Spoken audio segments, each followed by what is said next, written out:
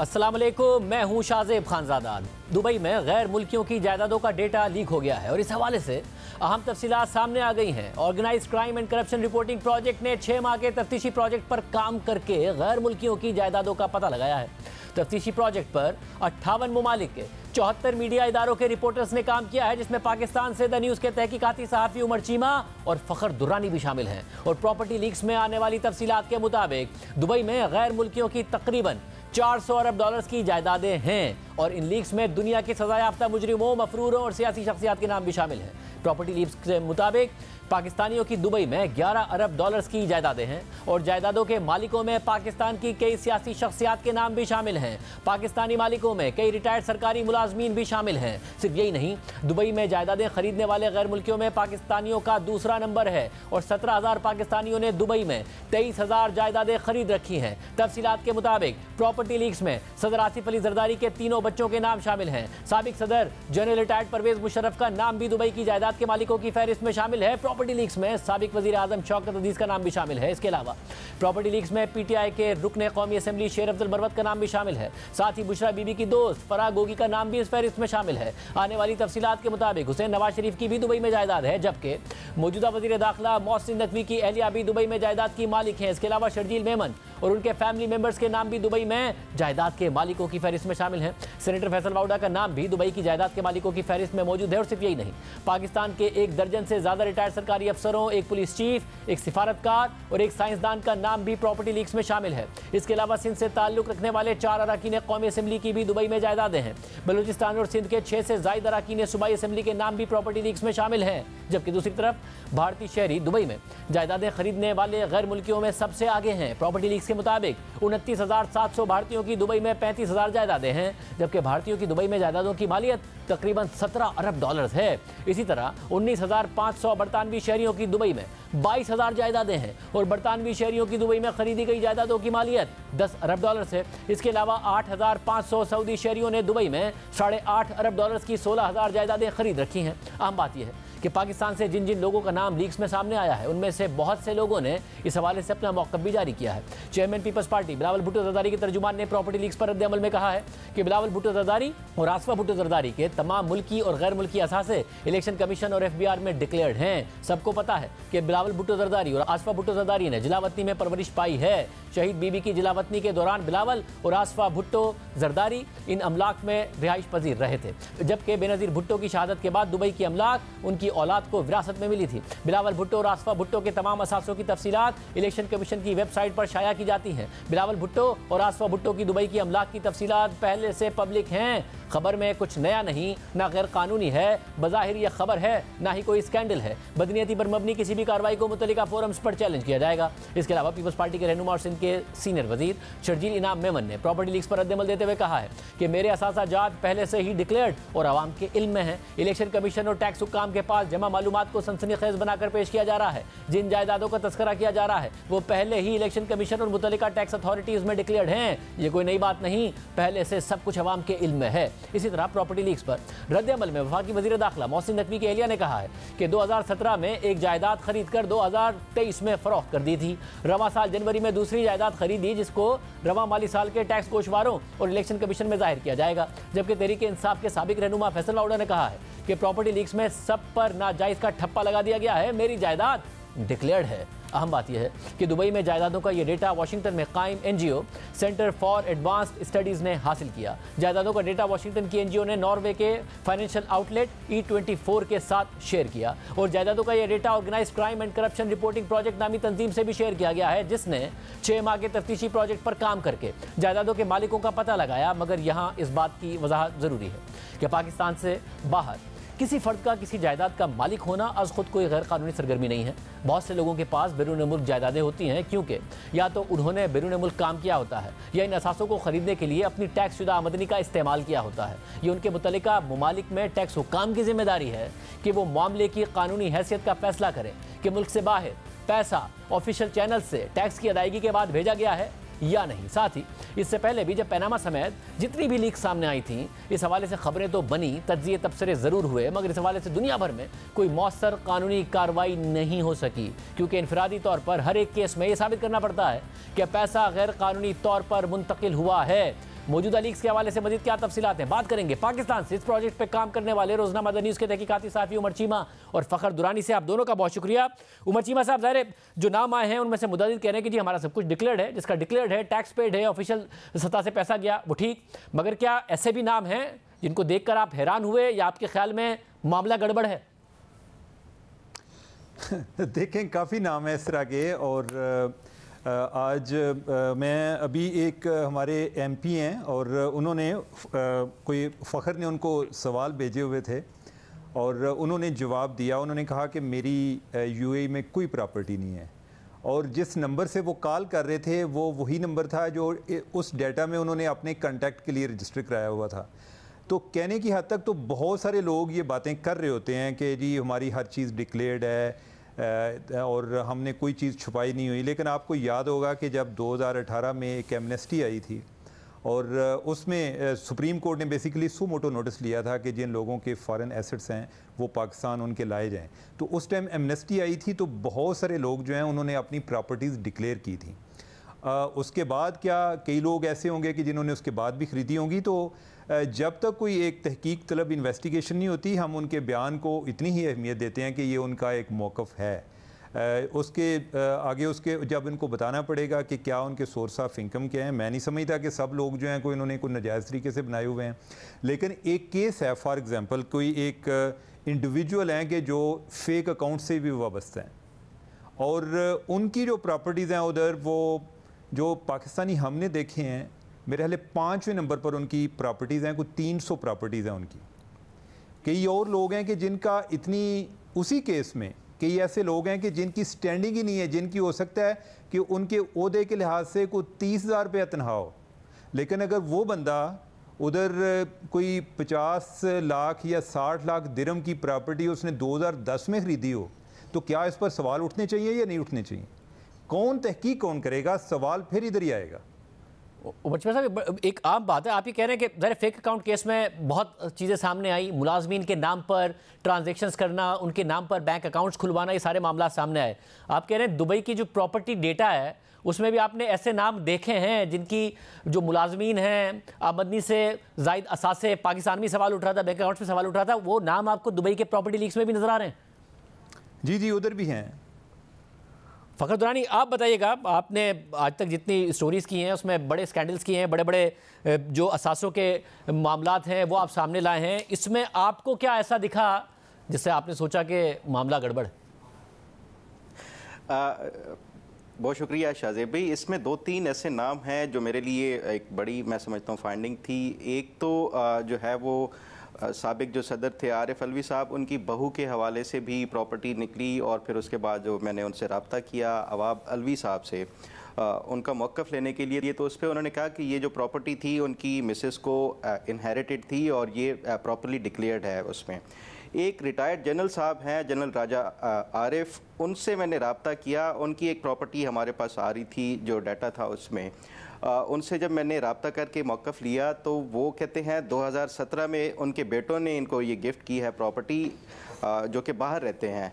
लेकिन मैंने उनसे पूछा कि क्या ये प्रॉपर्टी डिक्लेयर्ड है या नहीं है, तो वो कहते हैं अभी तक डिक्लेयर नहीं की उन्होंने। और फिर मैंने रीज़न पूछा कि डिक्लेयर ना करने की वजूहात क्या हैं, तो वो कहते हैं 2012 में उनको पोजेसन मिली है और 2 साल फिर भी मैंने कहा कि हो गए, आपने फिर भी डिक्लेयर नहीं किया। तो वो कह रहे हैं कि वो इस जो टैक्स ईयर है उसमें करेंगे। तीसरी एक जो है इम्पॉर्टेंट मेरे लिए थी, वो जो साबिक आर्मी चीफ़ हैं जनरल कमर जावेद बाजवा, उनके बेटे के नाम की एक प्रॉपर्टी जो है वो इन लीक्स में सामने आई है। ये प्रॉपर्टी की अगर मैं थोड़ी सी आपको तफसीलात बताऊँ, ये जनरल कमर जावेद बाजवा के बेटे हैं साद सिद्दीक बाजवा। उन्होंने एक प्रॉपर्टी ख़रीदी है फरवरी 2020 में 2.35 मिलियन अबू धाबी जो यूएई दरहम है उसमें। और फिर वो कुछ माह के बाद वो प्रॉपर्टी जो है वो जनरल बाजवा के छोटे बेटे हैं अली इकबाल बाजवा उनके नाम पे ट्रांसफ़र हो गई है। तो ये ट्रांजैक्शंस जो थी वो पहले 2.3 मिलियन की जो है वो प्रॉपर्टी उन्होंने ख़रीदी बड़े बेटे ने, और फिर वो आगे जाके वो ट्रांसफ़र हो गई और उसकी जो प्राइस थी वो 1.75 मिलियन की वो आगे जो वो भाई को वो की गई है। तो इस हवाले से जब मैं तहकीकात कर रहा था, फिर मैंने जो है वो साद सिद्दीक बाजवा से रब्ता किया और उनसे पूछा कि ये प्रॉपर्टीज़ क्या आपने डिक्लेयर की हुई हैं, इसकी जो सोर्स ऑफ फंडिंग है वो क्या है, क्या पैसा पाकिस्तान से गया है, अगर तो वो लीगल तरीके से गया है या नहीं गया, और अगर लीगल तरीके से गया है तो वो किस ज़रिए से गया है। तो साद जो सिद्दीक बाजवा हैं उन्होंने ये बताया कि ये जो प्रॉपर्टी थी उन्होंने अपने वालिद साहब से कुछ फ़ंड्स लिए और कुछ वहाँ पे जो लोकल बैंक्स थे उनसे उन्होंने लोन लेके ये मॉर्गेज करवाई थी ये प्रॉपर्टी। और उसके बाद क्योंकि उनके जो दूसरे भाई हैं वो वहाँ पे जॉब करते थे यूएई में और उनके पास रहने के लिए वो नहीं थी, तो कोविड के दौर था, प्रॉपर्टीज़ की वैल्यू कम हो गई थी, इस वजह से जो है वो प्रॉपर्टी उन्होंने वो अपने भाई को बेच दी। क्योंकि प्रॉपर्टीज़ की यूएई में उस टाइम कोविड के दिनों में वैल्यू कम हुई थी, इस वजह से 2.3 मिलियन जो दरहम से वो कम हो के 1.75 मिलियन तक वो पहुँच गई। उस पर फिर मैंने जो है वो उनके छोटे भाई अली बाजवा से रब्ता किया और उनका मौक़िफ़ लेने की वो की। उस जो अली बाजवा हैं उन्होंने ये तमाम तर जो है वो एक प्राइवेट वहाँ पे वो कहते हैं कि वो फार्म में जॉब करते हैं, एक अच्छी उनकी वो है। तो क्योंकि वो कोविड के दिन थे, वो बजाय इसके कि कोई प्रॉपर्टी उनके पास रिहाइश का वो प्रॉपर वो नहीं था, बंदोबस्त नहीं था, तो उन्होंने भाई से ये वो जो 2 बेडरूम अपार्टमेंट है वो ख़रीदा है और उसकी जो है वो अपने वालिद साहब से उन्होंने पेमेंट जो है वो लोन लिया है और उनके वालिद साहब ने बाकायदा तौर पे बैंकिंग चैनल के ज़रिए ये तमाम तर जो फ़ंड्स थे वो उन्होंने आगे वो ट्रांसफ़र किए हैं और वो फिर उन्होंने उसकी तमाम तर जो रिसिप्ट्स थी, जो स्टेटमेंट्स थी जिसके ज़रिए वो ट्रांजैक्शंस वो की गई हैं, वो उन्होंने मेरे साथ शेयर की हैं। और उसके साथ साथ उन्होंने बैंक से कोई लोन लिया है 1.3 मिलियन जो दरहम का, वो भी तमाम तर जो रिकॉर्ड था ये तमाम उन्होंने मेरे साथ वो शेयर किया। और उसके साथ साथ फिर FBR का मैंने कहा कि क्या आपने ये डिक्लेयर किया हुआ है आपने भी, और उससे पहले जो आपके भाई थे साद सिद्दीक बाजवा, क्या उन्होंने भी डिक्लेयर किया हुआ था या नहीं। तो उन्होंने फिर साथ मुझे अपने जो FBR के जो टैक्स रिटर्न्स थे वो मुतल्लिका ईयर्स के वो भी दिखाए और उसमें भी इनके वो डिक्लेयर्ड आ रहे थे। तो मेरे लिए ये 2-3 ऐसे इंपॉर्टेंट थे कि एक मिलिट्री जनरल थे जिन्होंने वो कह रहे हैं कि वो उन्होंने डिक्लेयर नहीं किया, और जो दूसरे हैं वो उन्होंने पूरी जो है वो डिक्लेरेशन के तमाम तर जो है वो डॉक्यूमेंट्स वगैरह भी साथ मुझे वो भेजे अपने जवाब के।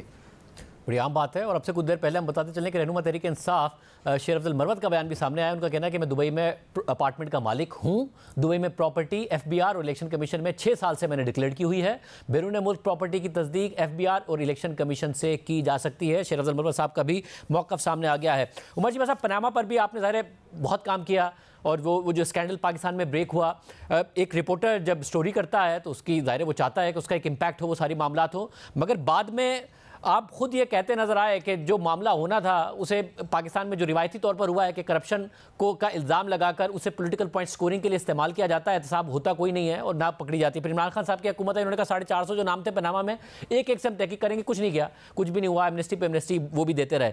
ये देख के लग रहा है आपको डॉक्यूमेंट कि अगर हुकूमत करना चाहे तो कुछ कर ज़रूर सकती है इस हवाले से? देखिए, करने को तो शायद वो कर सकते हैं, लेकिन अगर इनकी एक पैटर्न देखा जाए उसी से किसी के बारे में कोई हम राय कायम कर सकते हैं ना, तो हमारा पैटर्न ऐसा नहीं है। हमारे यहाँ जो एहतसाब के अदारे हैं वो सारे लोगों की पॉलिटिकल मैनेजमेंट के लिए हैं, उनको अपने साथ मिलाने के लिए हैं या अपने मुखालफिन जो हैं उनको पीनलाइज करने के लिए हैं। इससे ज़्यादा उनकी अहमियत नहीं है। और इसका नुकसान ये होता है कि वो लोग के जो वाकई एक करप्ट भी होते हैं वो भी आपको मजलूम और मासूम नज़र आते हैं। वो लगता है कि जिस तरह बाकी लोगों के साथ हो रहा है इनके साथ भी इसीलिए हो रहा है। हम बाज़ औक़ात ख़बर करते हैं तो लोग कहते हैं कि हमें पता है कि ये ख़बर क्यों दी गई है। अच्छा, वो हमें भी नहीं पता होता कि जो उन्होंने उसकी तशरीह की होती है। तो ये मामला तो चलते रहते हैं। मैं आपको बताऊं कि जो पनामा की बात थी वो भी एक पॉलिटिकली मोटिवेटेड केस था ना, उससे बड़ा यानी कि ये पेंडोरा पेपर था, इसमें बहुत सारी चीज़ें आई थी। पनामा पे भी पहले तो वैसे चाहिए था कि जो मियां नवाज शरीफ हैं, कई लोग कहते हैं जी 400 बंदे थे, सिर्फ मियां साहब का इंतखाब किया गया, तो मियां साहब प्राइम मिनिस्टर थे, मियां साहब को चाहिए था कि बाकी जो लोग हैं उनकी कोई इंक्वायरी आर्डर कर देते, कुछ भी नहीं हुआ। और बाद में जब इमरान खान आए और पेंडोरा आया और पेंडोरा के टाइम पे इन्होंने एक फैक्ट फाइंडिंग कमेटी बनाई, वो भी इस चीज़ में काफ़ी उस्ताद हैं कि वो चाहें तो जब वो एक शोर चल रहा होता है तो उस टाइम उसको मैनेज कर लेते हैं। जी हमने एक कमेटी बना दी है, उस कमेटी ने हमसे सारा डाटा ले लिया और उसके बाद हमें भी कभी खबर नहीं हुई, हमारा कभी उन्होंने फ़ोन भी अटेंड नहीं हुआ किया कि उन जो डिटेल्स उन्होंने इकट्ठी की थी क्या उस पर कोई उन लोगों को नोटिस भेजे गए या कि उनको सिर्फ यही इस्तेमाल रहा कि हुकूमत वक्त जो है वो उनमें से अपने मुखालफिन तलाश करे और उनके खिलाफ जाए। तो मौजूदा सूरत हाल में भी ऐसे ही है कि अब ये देखें ना कि फ़ेक अकाउंट केस जो है वो जरदारी साहब पर था। जरदारी साहब इस टाइम प्रेसिडेंट हैं, तो अब क्या होगा? कुछ नहीं होगा। ठीक है, तो अगर ये मामला उन पर रुकेगा तो बाकी लोगों के खिलाफ क्या होगा?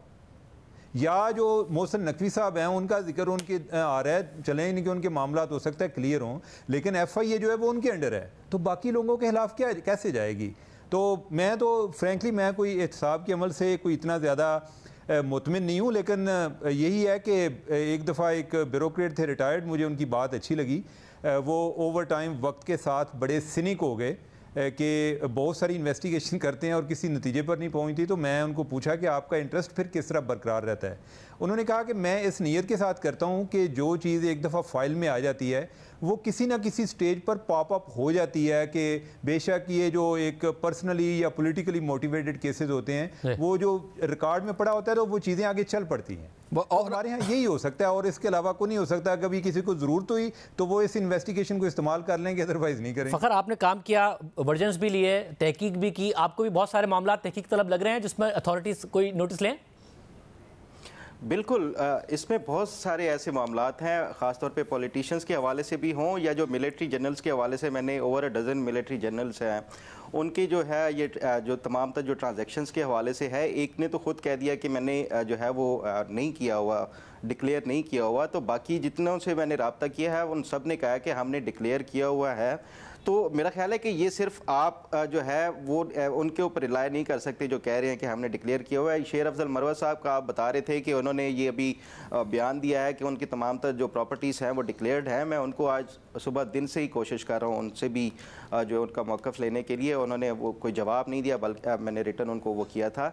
ये जो जिस तरह उमर चीमा साहब बात कर रहे थे पेंडोरा पेपर्स के हवाले से, देखिए हमने जब उनके साथ जो एक कमेटी बनाई गई थी प्राइम मिनिस्टर इंस्पेक्शन कमीशन की तरफ से, जब हमने तमाम तर जो रिकॉर्ड उन्होंने मांगा था वो दिया, उसके बाद वो तहकीकात करते रहे FBR और बाकी भी जो उनके साथ नुमाइंदे थे। उसके बाद मैंने फॉलोअप के लिए उनको बारहा रब्ता किया और उनसे पूछा कि ये जो आपकी इन्वेस्टिगेशन थी वो कहाँ तक पहुँची है और जो रिपोर्ट है वो किस लेवल पे है। तो उस पर, क्योंकि पहले ये इमरान खान की हुकूमत थी और उस दौरान ये तहकीकात हो रही थी, और जब जो तहकीकात हो रही थी उसमें उस टाइम के जो फाइनेंस मिनिस्टर थे उनके भी नाम थे और FBR ये तमाम तर वो कर रहा था। तो वो उसको मामला को जो है वो पेंडिंग किया गया। फिर जब ये ट्रांसफ़र किया गया, PDM की हुकूमत आई, तो उन्होंने, मैंने जब इनसे अरकान से पूछा था तो वो कहते हैं वो जो उस टाइम वज़ीर आज़म थे शहबाज शरीफ साहब, उनकी टेबल के ऊपर है ये रिपोर्ट जो है।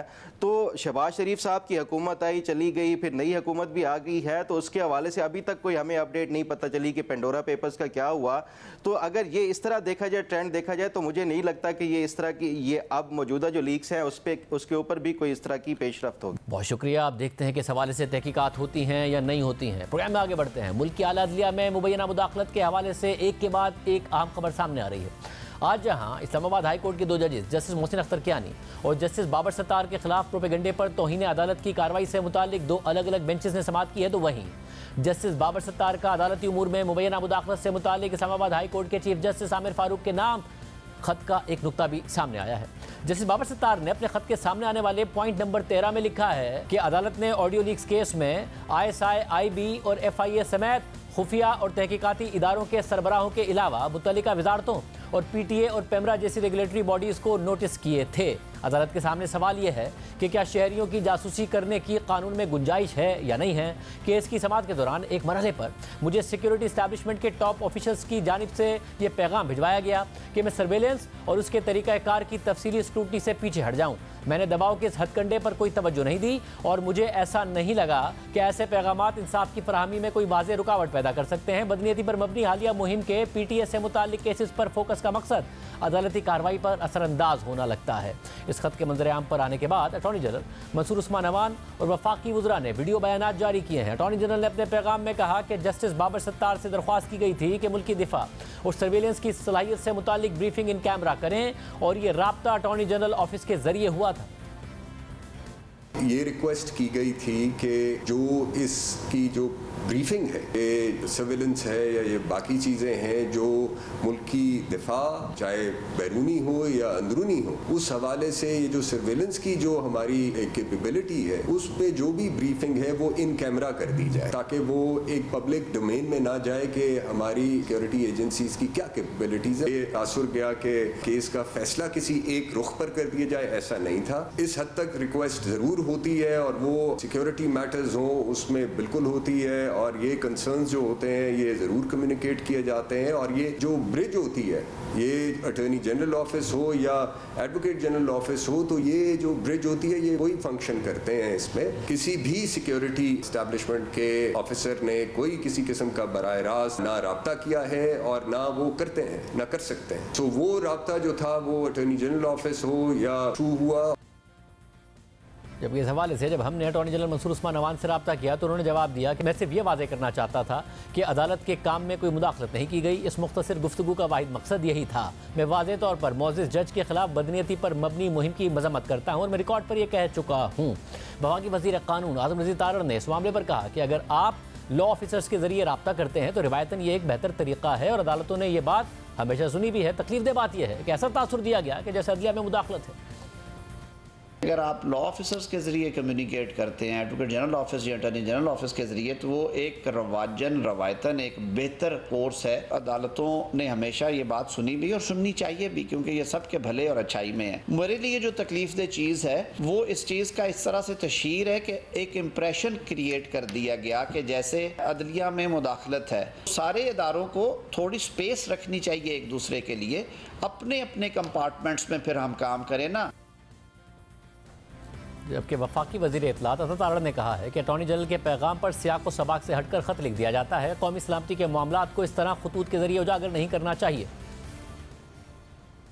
अटॉर्नी जनरल जो स्टेट के नुमाइंदे हैं उनकी तरफ से एक पैगाम दिया जाता है कि इन कैमरा ब्रीफिंग की जाए, तो उसको मिसकंस्ट्रू करके उसको सियाक व सबाक से हट के उस पर मबनी ख़त लिख दिया जाता है कि मुझे कहा जा रहा है कि मैं पीछे हट जाऊँ। तो ये बिल्कुल हकीकत पर मबनी बात नहीं है। तासुर ये भी है कि देखिए आप खत तो लिख देते हैं, मगर आप शादी ब्याह की तकरीबात में लोगों से मिलते हैं, आप डिप्लोमेट से मिलते हैं, आपका सोशल सर्कल बहुत वाइड होता है। हम बतौर पब्लिक रेप अपनी तमाम तर ट्रैवल डॉक्यूमेंट्स पब्लिक करते हैं। खुदा ना खास्ता डुअल नेशनैलिटी है, परमानेंट रेजिडेंस है किसी मुल्क की, वो भी चीज डिक्लेयर करनी होती है। चीफ जस्टिस फुल कोर्ट में बुला सकते हैं आप, चीफ जस्टिस तक आपकी रसाई है। तो एक ही कोर्ट के चीफ जस्टिस को खत लिखना जिससे आपकी डेली मीटिंग्स है, मैं समझता हूँ कि ये एक इस इशू को कंट्रोवर्शियल करने वाली बात है। इस इशू को लेकर अगर कौमी सलामती पर सवाल उठाया जाएगा तो ये नामुनासिब होगा। हमारे साथ वफाकी वज़ीर इत्तलात अता तारड़ साहब मौजूद है। तारड़ साहब बहुत शुक्रिया हमें ज्वाइन करने के लिए। अता तारड़ साहब, ऐसा लग रहा है कि जज साहब को पैगाम रसानी हो या 6 जजिस को ख़त लिखना हो, उनके घरों में सर्वेलेंस के कैमरे लगे हों, उन्हें धमकियाँ दी जाएँ, ये ज़्यादा बड़ा मसला नहीं है। एजेंसियों का दिफा करना, सर्वेलेंस का दिफा करना, वो ज़्यादा अहम है इस हुकूमत के लिए। देखिए, मैं ये समझता हूँ कि एक रिवाज बन गया है of playing to the gallery. हर किसी की कोशिश होती है कि किसी न किसी तरीके से हेडलाइंस के अंदर आया जाए, किसी न किसी तरीके से कोई मीडिया स्टेटमेंट ऐसी आए जिसमें हम सारा दिन जो है वो हमारी तशहीर होती रहे। ये काम नहीं है। देखिए, जो जुडिशल फंक्शन है वो बिल्कुल एक सेपरेट फंक्शन है और उसका तशहीर से, मीडिया प्रोजेक्शन से दूर दूर तक ताल्लुक़ कोई नहीं है। और ये दिफा की बात नहीं है। स्टेट का एक नुमाइंदा है जो अटॉर्नी जनरल है। अक्सर औकात पैगाम रसानी स्टेट की तरफ से as principal law officer of the country वो अटॉर्नी जनरल ही करते हैं। अब उन्होंने इस्दा की थी कि इन कैमरा ब्रीफिंग कर ली जाए, क्योंकि देखिए जब इस मुल्क में कुलभूषण यादव जैसे स्पाइज रिकवर होंगे, जब यहाँ पे टेरर नेटवर्क्स मौजूद होंगे, तो ऑब्वियसली जब आप पूरे सर्वेलेंस सिस्टम के ऊपर सवालात उठाएंगे और उसमें कुछ बातें ऐसी होंगी जो इन कैमरा होने वाली हैं, तो आपको ये भी दरखास्त ना की जाए कि इसको इन कैमरा सुन लें। बस अगर मैं इस इन कैमरा वाली बात पे आता हूँ कि किस तरह दरख्वास्त होनी चाहिए थी, मगर जब दहशतगर्द बरामद हो रहे हों, कुलभूषण जैसे वाकयात हो रहे हों, तो एजेंसियों का काम है ना कि उसी पर फोकस करें, या उनका ये भी काम है कि वो जजेस के घरों में सर्विलेंस के कैमरे लगाएं, वो लोगों की कॉल्स टैप करें, वो सियासत में मुदाखलत करें। हुसैन नवाज जब GIT के सामने पेश हों तो उनकी तस्वीरें लीक करें, जिस पर आपको उस वक्त बड़ा एतराज़ था। एजेंसियों का भी काम है ना, अपने काम से काम रखें। देखिए, मैं तो समझता हूँ कि एजेंसियाँ इस मुल्क में पंचिंग बैग बन चुकी हैं, उनके अफसर शहीद भी होते हैं। आप उठा के देख लें, ISI का अफसर अभी मुल्तान में शहीद हुए, उससे पहले KPK में शहीद हुए। ये बड़ा आसान हो गया है कि जिसका दिल करता है वो सवालात उठाता है, ये नहीं देखते। अनफॉर्चुनेटली एजेंसी का एक प्रॉब्लम है, वो प्रेस कॉन्फ्रेंस नहीं कर सकते, वो आके अपनी कारकर्दगी बता नहीं सकते कि दिन रात सर्वेलेंस के थ्रू वो पाकिस्तान की सरहदों को कैसे महफूज रखते हैं, वो टेरर के ऑपरेशंस में किस तरह मावनत करते हैं, वो दहशतगर्दी की कार्रवाइयों को कैसे नाकाम बनाते हैं। प्रॉब्लम ये है कि एक इदारा है जुडिशरी का, जिसके अंदर 7 वाले कमरे में बैठे चीफ जस्टिस को ये नहीं कहा जाता कि मेरी बात सुने, मीडिया को वो खत लीक किया जाता है और सोशल मीडिया पे उसको लीक कराया जाता है कि मैंने ये 7 में कमरे में बैठे हुए चीफ जस्टिस को खत लिख दिया है। यही बात चीफ जस्टिस से की जा सकती है। मतलब ये पॉइंट नंबर 13 जो लीक हुआ है, आप डायरेक्ट एक बराह रास्त इल्जाम लगा रहे हैं जज साहब पर कि उन्होंने लीक किया है। इसके सबूत हैं आपके पास कि उन्होंने ही ये लीक किया है? शाहजेब साहब, अगर मैं एक खत लिखूं और वो मीडिया पे आ जाए, ये तो बाकायदा कहा जाता है ना कि इसको चलाओ, ये तो कहा जाता है ना कि सोशल मीडिया पे इसको तशहीर मिले, ये वरना देखें एक खत विद इन 1 बिल्डिंग लिखा जा रहा है, एक कमरे से दूसरे कमरे जाना है। जब तक उस खत का लिखने वाला ये नहीं चाहेगा कि वो खत लीक हो, मजाल है कि वो खत मीडिया पे आ जाए। देखिए, इन मामलात को सुलझाने की जरूरत है, मगर क्योंकि 2 पार्टीज इन्वॉल्व हैं, एक जज ने खत लिखा है, एक जज को खत लिखा गया है, तो आप सिर्फ इम्प्लाई कर रहे हैं कि जिसने लिखा है उसने लीक किया है। मगर अहम बात यह है कि जो 6 जजेस ने जब खत लिखा तो उससे पहले उन्होंने बताया कि उन्होंने अपने चीफ जस्टिस को बताई थी ये सारी बातें, फिर उस वक्त के चीफ जस्टिस उमर अता बंदियाल को भी बताई थी ये सारी बातें, बट कुछ एक्शन नहीं हुआ और खत लिखने पर मजबूर हुए। अब खत लिख रहे हैं, तो जब खत लिखा तो सवाल हुआ कि उसी वक्त बात क्यों नहीं की। अब जब इसी वक्त बात हुई है, इसी वक्त उन्होंने खत लिख दिया, तो फिर सवाल उठ रहा है कि जी क्यों लिख रहे हैं। नहीं, देखिए ये बड़ी स्मार्ट मैनेजमेंट है। सारों को पता था बंदियाल साहब के होते हुए किसी ने खत नहीं लिखा।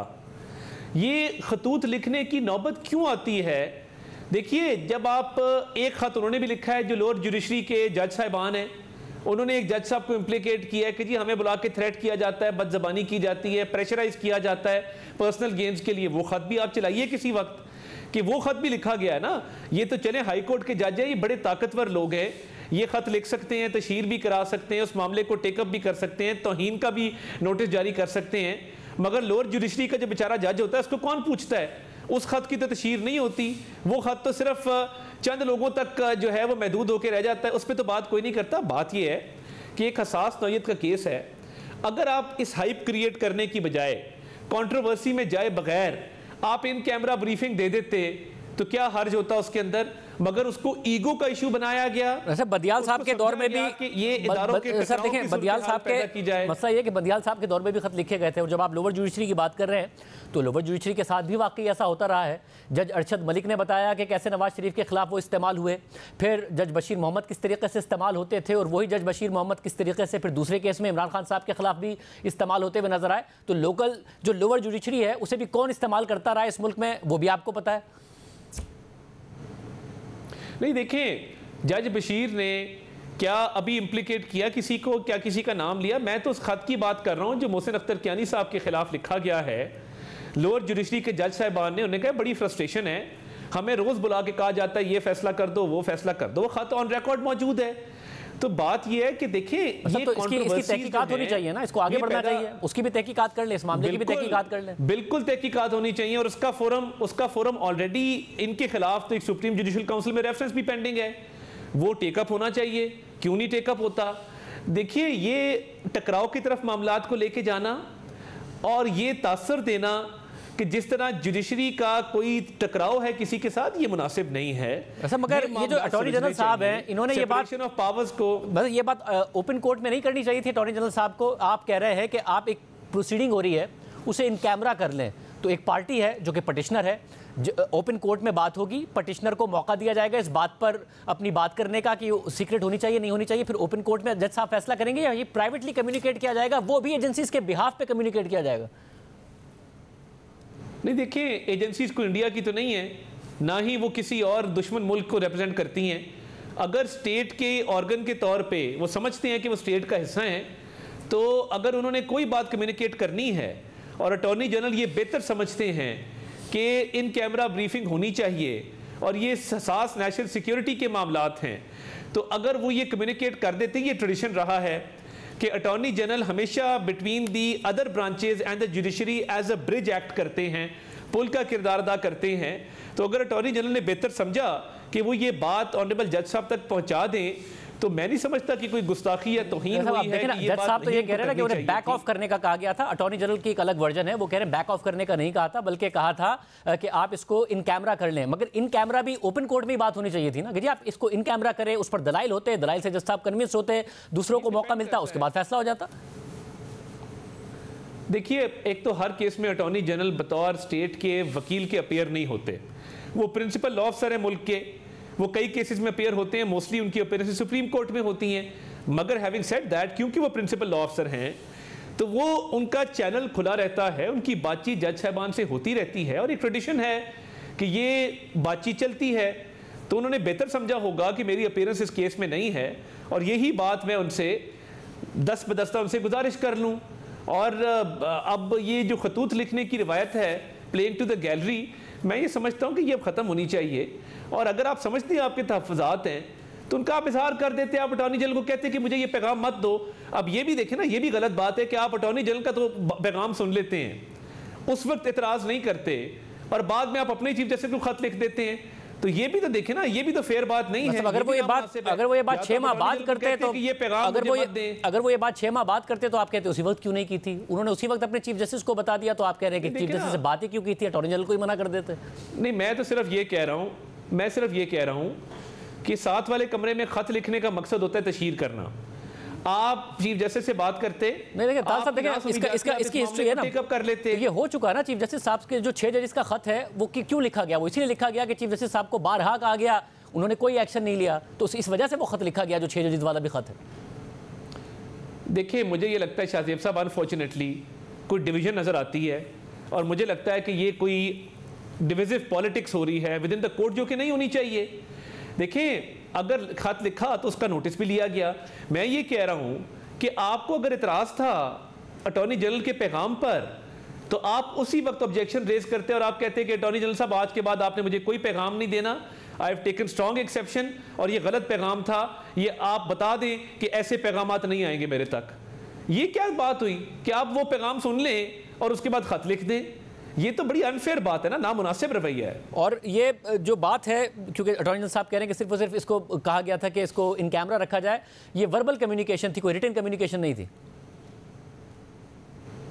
जी, ऑब्वियसली ये वर्बल कम्युनिकेशन थी। मैंने आपको अर्ज किया ना, एक ट्रेडिशन है कि स्टेट के बिहाफ पे अगर कोई पैगाम रसानी होती है और कोई ऐसे मामलात होते हैं हसास जिनको समझा जाता है कि पहुंचाया जाए और वो कोर्ट की प्रोसीडिंग से रिलेटेड होते हैं, तो अटॉर्नी जनरल ये पैगाम देते होते हैं, अब तारीख में देते आए हैं। बस अब आज मसला ये कि आज भी जब आपने प्रेशर की तो उसमें ऐसा लगा कि जज साहब की प्राइवेट मालूमात, उनकी फैमिली की प्राइवेट मालूमात सोशल मीडिया पर आएँ, उनके खिलाफ झूठा प्रोपेगेंडा हो, उनके ग्रीन कार्ड को डुअल नेशनैलिटी बनाकर पेश किया जाए, उनके ज़ाती असासों पर बात की जाए, झूठ उनके खिलाफ बोला जाए, उससे एतराज़ नहीं है आपको।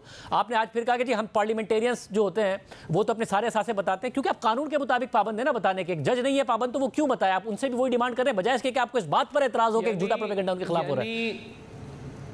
यानी मैं देखें, मुल्क में बड़े बड़े अच्छे जजेस भी मौजूद हैं, यानी एसेट बियॉन्ड मीन्स हो, आप जवाबदेह नहीं है।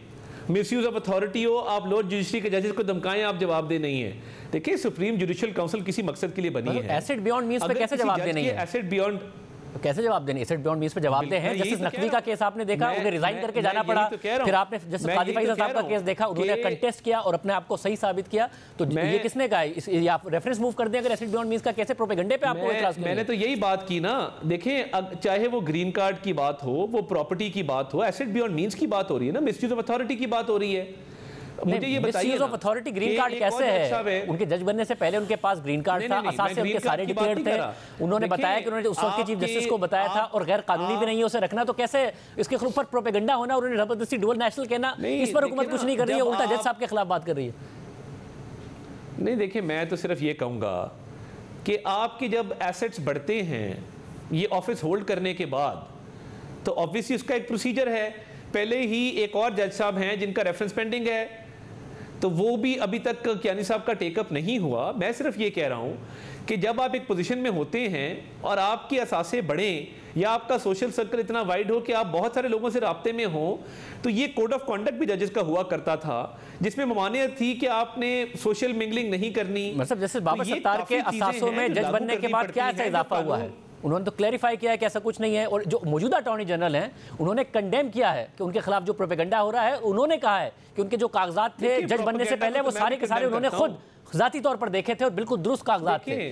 मगर आप जो प्रोपेगेंडा उसके जवाब में बाबर सत्तार साहब मैं प्रोपेगेंडा को मैं तो प्रोपेगेंडा को कंडेम करता हूं, मगर मैं ये जरूर बिलीव करता हूं कि सेल्फ अकाउंटेबिलिटी होनी चाहिए। अगर आपके बाहर एसेट्स हैं, आप कहें कि जी मेरे एसेट्स हैं, मैंने फलां दौर में एक्वायर किए थे, तो देखिए ये मतलब इसमें जो भी असासे हैं उनकी क्लैरिफिकेशन आपने देख ली होगी, वो बता चुके हैं सारा का सारा। आप एग्जैक्टली किस जज की बात कर रहे हैं? कि क्लैरिफिकेशन ना काफी, मैं बाबर सत्तार साहब की बात करूं, आपकी क्लैरिफिकेशन ना काफी है। क्लैरिफिकेशन अगर नाकाफी है तो फिर आपको रेफरेंस भेजना चाहिए ना। आप रेफरेंस भेजें बजाय इसके कि प्रोपेगेंडा हो रहा हो और आप उस प्रोपेगेंडे के दिफा में आ जाएं।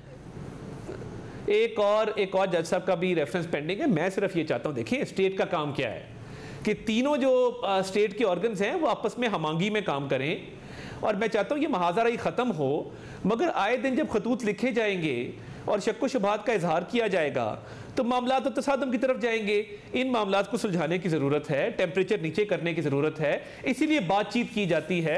अगर बातचीत के जवाब में आप एक खत लिख देंगे जो हकीकत पे मबनी नहीं होगा, तो फिर आप कंट्रोवर्सी पे तो आप उसको बढ़ा रहे हैं, उसमें इजाफा कर रहे हैं, आप मामलात को उलझा रहे हैं सुलझाने की बजाय। तो फिर सुलझेंगे कैसे? आप बताइए, आपके पास क्या हल है मामला सुलझाने का? देखिए मैं तो यही समझता हूं कि देखिए एक जज साहब के खिलाफ ऑलरेडी रेफरेंस पेंडिंग है, उसको फिक्स होना चाहिए हियरिंग के लिए। कियानी साहब के खिलाफ जो पेंडिंग है वो बिल्कुल हो, वो रूटीन के मुताबिक, कानून के मुताबिक होना चाहिए। और जहां तक ये मामला आते हैं, जो खत लिखने का मामला है, एक खत ऑलरेडी टेकअप हो गया सुप्रीम कोर्ट की तरफ से, दूसरे खत को कंट्रोवर्सी में कन्वर्ट किया जा रहा है। आप अटॉर्नी जनरल को उस वक्त क्यों नहीं कहा आपने? आप अभी भी कह दें कि जी आपको ये पैगाम नहीं देना चाहिए था, बात खत्म हो जाती। मगर उसकी बात सुन लेना और फिर खत लिख देना, ये मैं समझता हूं कि नामुनासिब, और एक वैसे ही आपका एक कोई दोस्त या कोई भी कॉलीग पैगाम दे, उस वक्त आप इनकार ना करें और बाद में आप प्लेइंग टू द गैलरी खत लिख दें, तो मैं समझता हूँ ये वैसे ही एक एथिक्स के खिलाफ है। बहुत शुक्रिया। प्रोग्राम में एक ब्रेक शामिल करते हैं। इमरान खान के हवाले से आज आम डेवलपमेंट्स हुई हैं, सामने रखेंगे ब्रेक के बाद। बानी तहरीक इंसाफ इमरान खान गुज़िश्ता साल 5 अगस्त से जेल में कैद हैं और जेल से उनकी कोई तस्वीर या वीडियो बाहर नहीं आ रही है।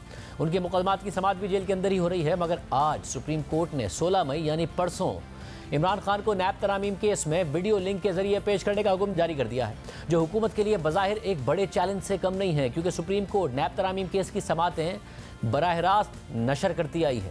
इसलिए अब 16 मई की समाअत बहुत अहमियत इख्तियार कर गई है। आज सुप्रीम कोर्ट ने नैब तरामीम केस में इमरान खान को वीडियो लिंक के जरिए पेश करने का हुक्म इसलिए दिया है ताकि वो बतौर दरख्वास्त गुजार इस केस में खुद अपना मौक़िफ़ पेश कर सके। चीफ जस्टिस काजी फाइज़ ईसा की सरबराही में सुप्रीम कोर्ट के 5 रुकनी लार्जर बेंच ने वफाक और पंजाब हुकूमत से कहा है कि इस बात को यकीनी बनाया जाए कि वीडियो लिंक पर इमरान खान की पेशी के दौरान कोई खराबी पेश ना आए।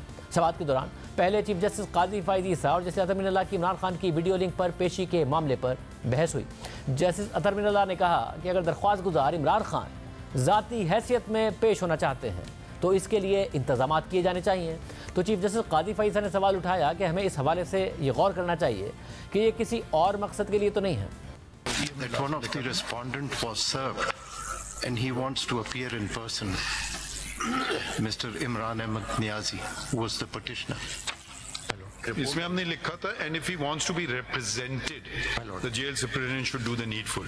Right. This is a matter of law, so we want to restrict it to a matter of law. I don't know what a private person. Speaking for myself, he was a petitioner and is one of the respondents, and since We had passed an order. If he wants to appear in person, arrangements have to be made. If he wants to appear through video link, but we can't deny him access.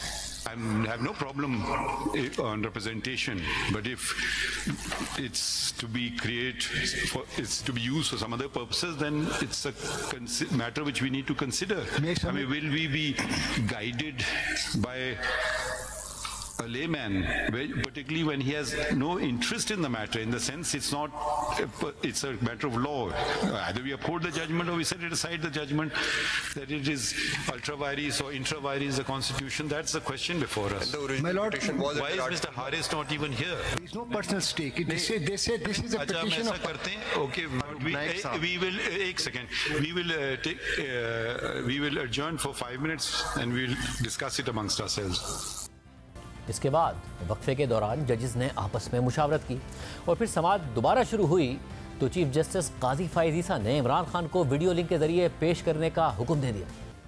The National Accountability Bureau is supporting the appellants, then there won't be any contest in the classical sense. So we would want to hear the other side. If the respondent wants to argue the matter himself, if he thinks he can attend to these complex constitutional questions, that's for him to decide and not for us to decide. So we are allowing the request, but we would then you'll have to make arrangements for what is it called, video link wherever he is, and the video link, please have it tested and all that, so when we assemble we don't want any disturbance. The video link facility, how you want to arrange it. So how soon can you make arrangements? My lord, next week perhaps. I mean, नहीं, next week I won't be here, then it will get delayed. परसों नहीं कर सकते हैं? Sir परसों मैं check कर लेता हूँ। मैं बता दें, क्योंकि अगर हो सके तो फिर परसों से कम से कम आगाज तो कर लें। परसों की डेट at 11:30। जबकि इस हवाले से सुप्रीम कोर्ट के बाहर वफाकी वज़ीर कानून आज़म रज़ी तारड़ से सवाल हुआ कि क्या सज़ा याफ्ता मुजरिम की वीडियो लिंक के ज़रिए नशरियात दिखाई जा सकती हैं, तो वज़ीर कानून ने जवाब दिया कि ऐसा होता तो नहीं है, लेकिन अदालती फ़ैसला है, इसलिए अदब से सर तस्लीम खम करेंगे। कन्विक्टेड पर्सन जो है उसकी लाइव कवरेज हो सकती है। आज अदालत ने कहा है कि वीडियो लिंक के जरिए इंतजाम किए जाएं इमरान खान की हाजिरी के। अदालती फैसला है, मैं तो अदब से ही इस पर बस सर तस्लीम खम करूंगा, लेकिन मेरे ख्याल में हिस्टोरिकली इस तरह होता नहीं है। इस तरह तो फिर हजारों लोग हैं जो कि कन्विक्टेड भी हैं और जेलों में हैं, लेकिन अदालती फैसला है। क्या लाइव ट्रांसमिशन चलेगी टीवी पे? मेरे ख्याल में ये सारा कुछ रेगुलेट जो है उस कोर्ट को ही करना चाहिए जो इस मैटर को सुन रहे हैं। ज्यादा मुनासिब है कि वो जिस तरह के मुनासिब अहकामात इसमें जारी करे, उनकी तामील की जाएगी। अब देखना यह है कि 16 मई को सुप्रीम कोर्ट के अहकामात पर हुकूमत कैसे अमल दरामद करती है। आज के प्रोग्राम में इतना, इजाज़त दीजिए, अल्लाह हाफ़िज़।